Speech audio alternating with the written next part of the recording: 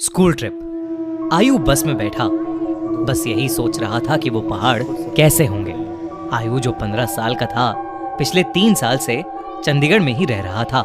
फिर भी वो कभी हिमाचल की हसीन वादियों में नहीं गया था। पर उसका यह सपना इस स्कूल ट्रिप में पूरा होने वाला था। ढेर सारे लंच बॉक्सेस से खाना खाते हुए और अंताक्षरी खेलते हुए पूरा दिन बीत गया था। वो शिमला पहुंचने ही वाले थे कि पता नहीं कैसे उनकी बस ठीक चल रही थी, उसमें से धुआं निकलने लगा। रात बहुत हो चुकी थी और बच्चे साथ में थे, तो सब टीचर्स ने मिलकर फैसला लिया कि वो पास में ही एक होटल के अंदर रुक जाएंगे और सुबह मैकेनिक को बुलाकर बस ठीक करवा कर जाएंगे। वो लोग पास के एक होटल तक पहुंचे। वो होटल दोनों तरफ से बड़े बड़े पेड़ और पहाड़ों से घिरा हुआ था। सब टीचर्स ने बच्चों को होटल में अलग अलग कमरों में बांट दिया और डिनर के बाद सब सोने चले गए। आयु को अपने 2 दोस्तों अमन और रोहन के साथ कमरा मिला था और वो बहुत खुश था क्योंकि वो दोनों उसके काफी अच्छे फ्रेंड्स थे। आयु, अमन और रोहन जब कमरे में गए तो कमरे की खिड़की से उन्हें जंगल के बीचों बीच एक झील दिखाई दी। उन सभी को याद था कि कैसे पिछली स्कूल ट्रिप पर रात में 2 बच्चे ऐसे ही झील पर निकले थे और वो स्कूल के सबसे पॉपुलर बच्चे बन गए। तो उन तीनों ने भी प्लान बनाया कि इस बार वो भी कुछ कारनामा करेंगे। उन्होंने सोचा कि वो होटल से छुपके से निकल जाएंगे और उस झील पर जाकर फोटो खींचकर वापस आ जाएंगे। जैसे ही होटल का गार्ड सो गया, वो तीनों निकल गए। झील दिखने में तो होटल से ज्यादा दूर नहीं लग रही थी, पर वो तीनों करीब आधा 1 घंटा झील की तरफ चले जा रहे थे और जंगल का रास्ता था कि खत्म ही नहीं हो रहा था। ठंड बहुत ज्यादा बढ़ चुकी थी और उस सुनसान जंगल में उन तीनों की ठंड के मारे हालत खराब हो रही थी। उन्होंने अपना फोन चेक किया तो उसमें सिग्नल नहीं था। तब उन्हें लगा कि उन्हें झील का प्लान कैंसिल करके वापस होटल चले जाना चाहिए। अपने फोन की फ्लैशलाइट के सहारे वो वापस होटल का रास्ता ढूंढने लगे। रास्ता ढूंढते ढूंढते अमन और आयु, जो रोहन के थोड़ा आगे चल रहे थे, जब पीछे मुड़े तो उन्होंने देखा कि रोहन वहां था ही नहीं। तभी उन्हें अपने पास में से किसी के भागने की आवाज आई। वो बहुत घबरा गए, पर क्योंकि वो रोहन को अकेला नहीं छोड़ सकते थे तो उन्होंने उस कदमों की आवाज का पीछा किया। वीरान और घने जंगल के बीच वो उन कदमों की आवाजों का पीछा करते गए, जो कुछ मिनटों बाद बंद हो गई। रोहन उनको अभी तक नहीं दिखा था और अमन और आयु अब बहुत ज्यादा डरने लगे थे। लेकिन तभी उन्हें ऐसी आवाज आई कि मानो कोई जमीन खोद रहा था। वो धीरे धीरे उस आवाज के पास गए और झाड़ियों के पीछे से उन्होंने देखा कि और कोई नहीं बल्कि रोहन ही जंगल में एक गड्ढा खोद रहा था। उन्होंने डर के मारे रोहन को पुकारा। रोहन उनकी तरफ मुड़ा और उन्हें गुस्से से भरी आंखों से देखने लगा। उसकी आंखें एकदम काली पड़ चुकी थीं, जैसे किसी ने उसके अंदर से आंखें ही निकाल ली हों।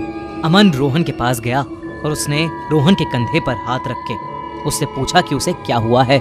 लेकिन रोहन के कंधे पर हाथ रखते ही रोहन अमन के ऊपर चिल्ला उठा और रोहन ने उसे एक बहुत तेज धक्का दिया। अमन काफी दूर जाकर गिरा। रोहन के अंदर कोई अजीब सी शक्ति आ चुकी थी। आयु भागा भागा अमन के पास गया। रोहन अब आयु की तरफ आगे बढ़ने लगा, पर जैसे ही वो आयु के पास आया, रोहन को अजीब से दौरे पड़ने लगे और वो बेहोश हो गया। आयु उसको होश में लाने की कोशिश करने लगा और जैसे ही रोहन होश में आया, उसने अमन की तरफ देखा और जोर जोर से चिल्लाते हुए कहने लगा, वो अमन के अंदर है। तभी आयु ने देखा तो अमन सर झुकाए नीचे बैठा था। उसने अचानक से अपना सर उठाया और उसकी आंखें भी बिल्कुल काली पड़ी थीं। इससे पहले आयु और रोहन कुछ कर पाते, अमन, जो कुछ देर पहले तक चोटिल था, वो उठकर जंगल के अंदर भागने लगा। रोहन और आयु ने उसका पीछा किया और फोन की फ्लैशलाइट में देखा कि अमन एक खंडर की तरफ भाग रहा था। करीब जाकर उन्हें दिखा कि वो खंडर दरअसल में एक बहुत पुराना घर था, जिसे देखकर ऐसा लग रहा था कि वहां सालों से किसी इंसान ने कदम भी नहीं रखा था। दोनों बहुत ही डरे हुए थे और उनकी आगे जाने की हिम्मत नहीं हो रही थी। पर अमन को बचाने के लिए आयु और रोहन उस खंडर में घुस गए। ऊपर के एक फ्लोर से उन्हें एक आवाज आ रही थी। वो उस आवाज के पास पहुंचे तो जो उन्होंने देखा उस पर उन्हें विश्वास ही नहीं हुआ। उन्होंने देखा कि अमन बेहोशी की हालत में हवा में लटका हुआ था और एक बूढ़ी औरत उससे बात कर रही थी। उस औरत का चेहरा बहुत भयानक था। उसकी आंखें एकदम काली थीं। खाल लटकी हुई और बिखरे हुए सफेद बाल उसे और डरावना बना रहे थे। वो दोनों उस औरत को देखते ही वहां से बाहर भागे। वो औरत भी उनके पीछे पीछे आने लगी। आयु और रोहन जल्दी से सीढ़ियों से नीचे उतरे और उस खंडर के घर के दरवाजे तक पहुंचे। उन्होंने जब मुड़कर एक बार पीछे देखा तो वो बूढ़ी औरत किसी कीड़े की तरह रेंगती हुई सीढ़ियों से उतर रही थी और उनके पास ही आ रही थी। वो किसी तरह वहां से निकलकर जंगल की ओर भागे और भागते चले गए। भागते भागते उन्हें पता नहीं चला कि कब वो उस झील के पास आ गए थे, जिस झील की तलाश में वो होटल के बाहर निकले थे। रोहन और आयु दोनों भागते भागते उस झील के अंदर गिर पड़े और डूबने लगे। उन्हें ऐसा लग रहा था कि जैसे कोई उन्हें अंदर खींच रहा हो। आयु किसी तरह झील से बाहर आ गया, पर उसकी आंखों के सामने रोहन झील में डूब गया और वो कुछ भी नहीं कर सका। आयु ये सब देखकर इतना घबरा गया कि उसे चक्कर आने लगे और वो वहीं बेहोश होकर गिर पड़ा। आयु की जब सुबह आंख खुली तो वो उसी होटल के कमरे में था।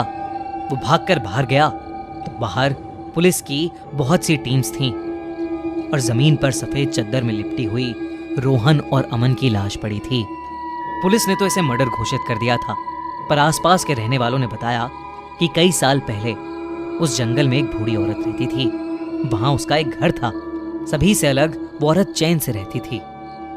पर एक रोज उसके घर को कब्जाने के लिए पास के गांव के कुछ लोगों ने उसके साथ बदसलूकी की और उसे मारकर उस झील में फेंक दिया। तब से कोई भी इंसान रात में जंगल की ओर या उस झील के पास नहीं जाता। कहते हैं कि उस बूढ़ी औरत की आत्मा अभी भी वहां अपने बदले के लिए भटकती है। काश ये बात इन तीनों दोस्तों को पता होती तो शायद आज आयु के साथ साथ जिंदा होते। दोस्तों ऐसे ही हॉरर वीडियो देखने के लिए हमारा चैनल